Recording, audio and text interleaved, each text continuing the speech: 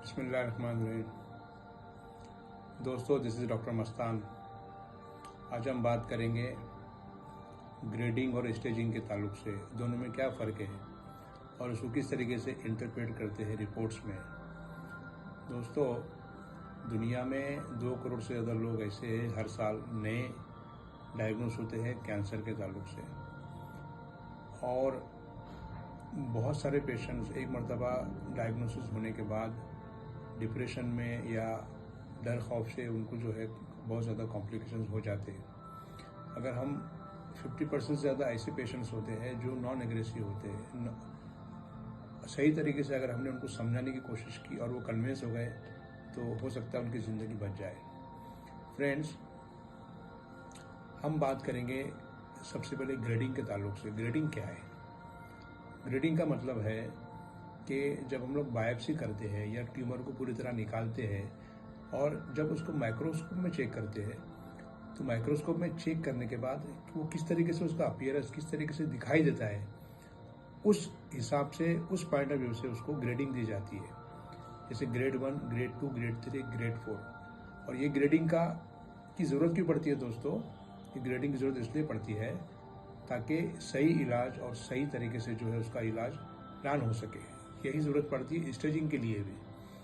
तो ग्रेड 1 का मतलब ये है दोस्तों कि अगर माइक्रोस्कोप में देखेंगे तो जो सेल्स है वो बहुत ज़्यादा उसके अंदर खराबी नहीं आती है, बल्कि वो बहुत अभी शुरुआत है। अभी मर्ज की शुरुआत में ही जो है वो मालूम पड़ गया है कि वो कैंसर हो चुका है, तो उसको हम लोग ग्रेड 1 जो है वो देते हैं। और ग्रेड 2 जो है ग्रेड 1 से थोड़ा सा ज़्यादा होता है। इसमें कुछ ना कुछ सेल में खराबी या सेल के स्ट्रक्चर में जो है वो डैमेजिंग कंडीशन आ चुकी होती है, लेकिन उतनी ज़्यादा नहीं होती है, बल्कि ग्रेड 1 के मुकाबले में थोड़ी सी ज़्यादा होती है। और जब ग्रेड 2, ग्रेड 3 को जब हम लोग देखते हैं तो ग्रेड 3 के अंदर जो सेल्स होते हैं वो पूरी तरह डिस्ट्रॉय हो चुके होते हैं। उसको आप पहचान नहीं सकते कि ये सेल्स कौन से सेल्स हैं। तो और वो बहुत ज़्यादा ख़राब कंडीशन होती है, लीथल कंडीशन होती है, जिसे हम हाई ग्रेड भी कह सकते हैं।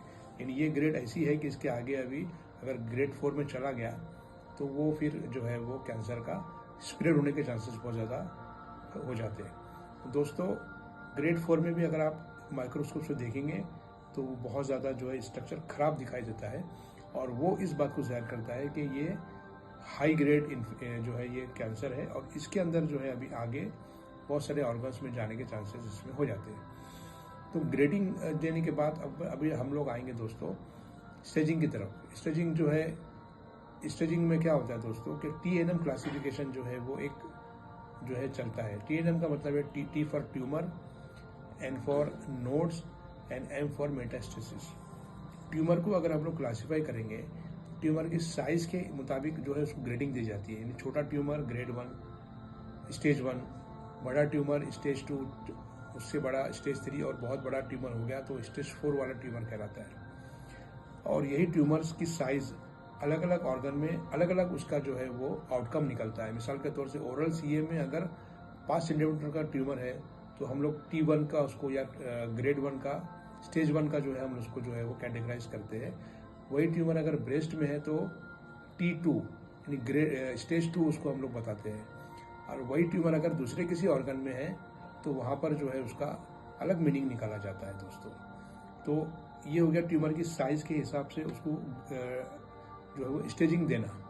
अब आइए सेकंड थिंग है नोड्स, N फॉर नोड्स।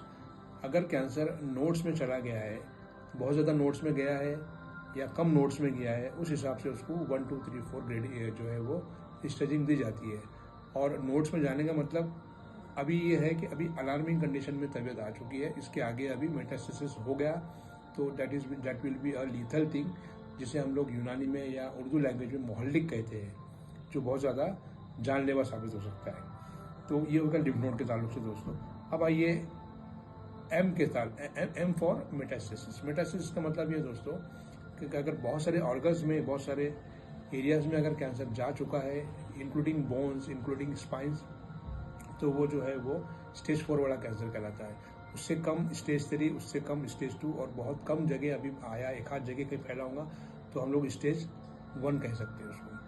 तो ग्रेडिंग और स्टेजिंग के बारे में आप लोग इतना समझ के चलिए कि दोनों अलग अलग चीज़ें हैं, दोनों मिलाकर भी देखा जाता है, कभी कभी दोनों मिलाकर भी जो है अलग अलग डिजीजेज में अलग अलग उसका आउटकम निकलता है। जैसे CA ब्रेस्ट में अगर बड़ा ट्यूमर है तो उसका आउटकम अलग है, अगर वही ट्यूमर अगर जो है पैंक्रियाज में है तो उसका आउटकम बहुत ख़राब देखा गया है, या किसी और ऑर्गन में उसका आउटकम बहुत ख़राब देखा गया है। दोस्तों, स्टेज 4 में अगर कैंसर पहुंच चुका है और दुनिया अगर ये कहती है कि स्टेज 4 जो है ये पॉइंट ऑफ नो रिटर्न है, तो ये मैं एज ए कॉमन मैन ये सवाल है मेरा कि इतनी बड़ी रिसर्चेस हो रही है, तो क्यों नहीं आप लोग स्टेज 4 को भी जो है पूरी तरह रिकवर कर सक रहे, होना चाहिए।